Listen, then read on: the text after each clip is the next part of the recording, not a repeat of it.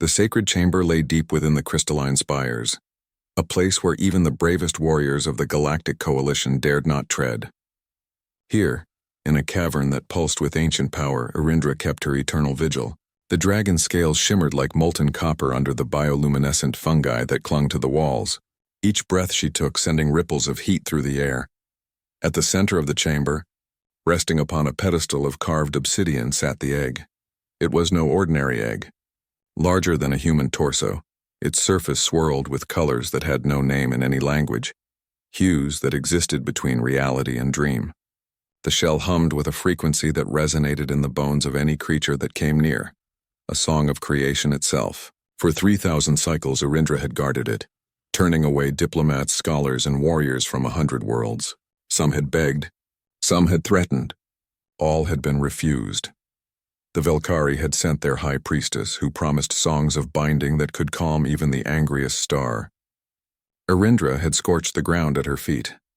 The Mothran Collective had offered technology that could extend her life another 1,000 cycles. She had laughed, a sound like grinding mountains, and told them she needed no such tricks. The Catharan Empire had threatened war. Their fleet had retreated when Irindra took flight, her shadow darkening their ships like the hand of death itself. No one was allowed near the egg. This was the law. This was the way it had always been, until Talon Reed wandered into the chamber on a Thursday afternoon, humming a tune from old Earth.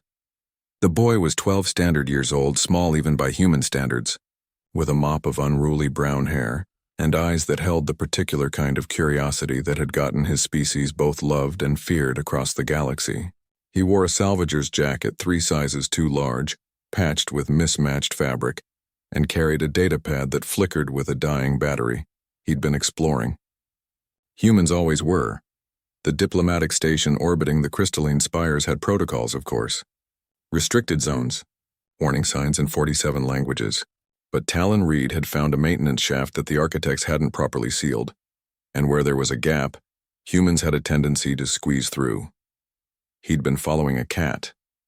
A real Earth cat impossibly far from home, that had somehow made its way onto the station. It had darted into the shaft, and Talon, who'd been feeding it scraps for weeks, had followed without thinking. Now he stood in the sacred chamber, blinking in the strange light, utterly unaware that he'd just committed what 73 civilizations would consider a capital offense. Wow, Talon breathed, staring at the egg. That's the most beautiful thing I've ever seen. Irindra's eyes snapped open. They were the color of dying suns, ancient and terrible.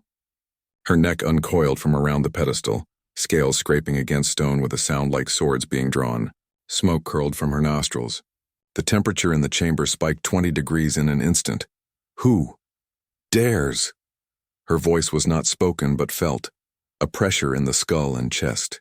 Lesser beings had gone mad from less. The cat yowled and bolted back the way it had come.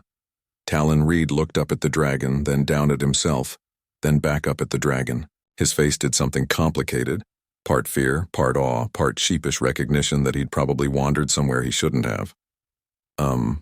He said. Sorry, I was just... Is this your place? Because it's really cool. Are you a dragon? I read about dragons in the archive. We had legends about them on Earth, but they said you were all myths and...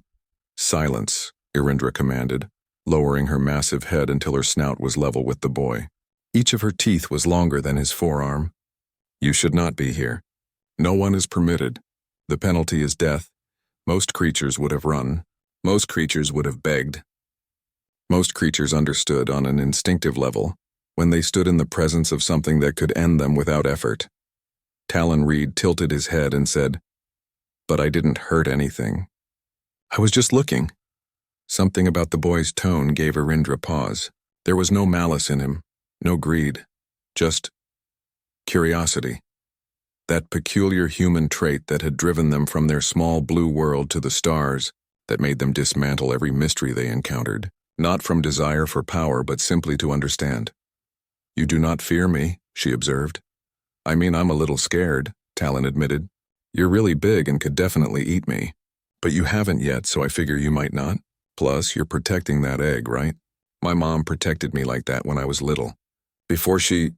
He trailed off, something sad flickering across his face. Anyway, I get it. Protecting things is important, Irindra pulled back slightly. In 3,000 cycles, no one had spoken to her like this. Like she was simply a mother protecting her child, rather than an ancient guardian of cosmic importance. The egg is sacred, she said, her mental voice softer now. It contains the last of my kind. When it hatches, the universe will have dragons once more. I cannot allow it to be disturbed. That makes sense, Talon said, nodding seriously. Then, with the fearless logic of a child, he asked, but if no one can ever see it, isn't it kind of lonely? I mean, you're here, but when was the last time you talked to anyone? The question struck something deep in Irindra's ancient heart. When was the last time? Centuries, at least. She had chosen isolation, chosen to be feared rather than known, because fear kept the egg safe, but it also kept her alone. Talon stepped closer to the pedestal. Irindra tensed, ready to strike if he made a wrong move, but the boy simply looked at the egg with open wonder, his young face reflecting the swirling colors. It's lonely, isn't it? He said quietly. Being the last. My dad says humans almost wiped ourselves out a few times. We got lucky. I hope your baby gets lucky too. Then, before Irindra could react, Talon Reed reached out and placed his small hand on the egg. The chamber exploded with light. Irindra roared, lunging forward, but stopped as the light coalesced into patterns, ancient symbols that hadn't been seen since the first dragons sang the stars into being. The egg's humming crescendoed into a symphony, and for the first time in 3,000 cycles, it moved. A crack appeared in the surface. Irindra stared in shock as the egg rocked gently, responding to the warmth of a human child's touch. The prophecies had spoken of the one who could wake the egg, the one whose heart held no fear, no greed, only wonder. She had expected a warrior, a sage, a being of power, not this small, scruffy human boy who'd followed a cat through a maintenance shaft. Talon pulled his hand back, eyes wide. Did I break it? I'm so sorry, I didn't mean. You did not break it, Irindra said, her voice filled with something that might have been wonder. You woke it. The crack widened. A sound emerged from within, a chirp, high and curious. Irindra looked at Talon Reed, this impossible human child, and made a decision that would echo across the galaxy. What is your name, young one? Talon, he said. Talon Reed. Talon Reed, Irindra repeated. You have touched what none were permitted to touch. By rights I should end you.